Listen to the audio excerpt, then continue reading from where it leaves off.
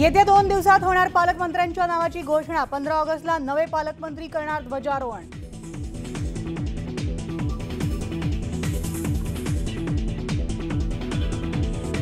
मुख्यमंत्री एकनाथ शिंदे अखेर नंदनवन बंगल्यावरचा मुक्काम हलवून आज वर्षावर राहायला जाणार।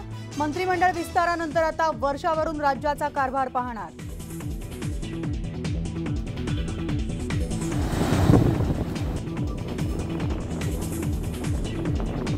गडचिरोलीला पुराचा फटका। अनेक रस्ते पाण्याखाली गेल्यानं जिल्ह्याचा इतर भागाशी संपर्क तुटला।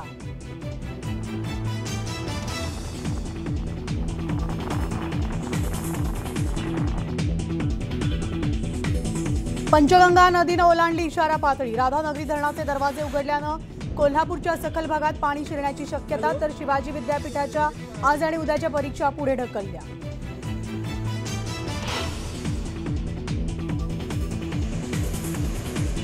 वर्धा जिल्ह्याला मुसळधार पावसानं झोडपलं। नदी नाल्यांना पूर आल्यानं अनेक महामार्ग बंद। तर पुराच्या पाण्यात अडकले 150हून अधिक लोक।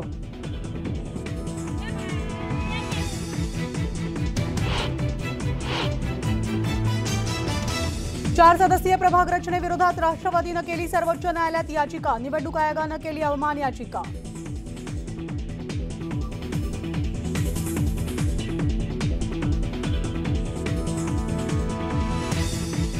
बिहारमधील राजकीय भूकंपानंतर सुशील मोदींचा मोठा खुलासा। भाजपशी विश्वासघातामुळे शिवसेना फोडल्याचं सांगत नितीश कुमारांना दिला इशारा।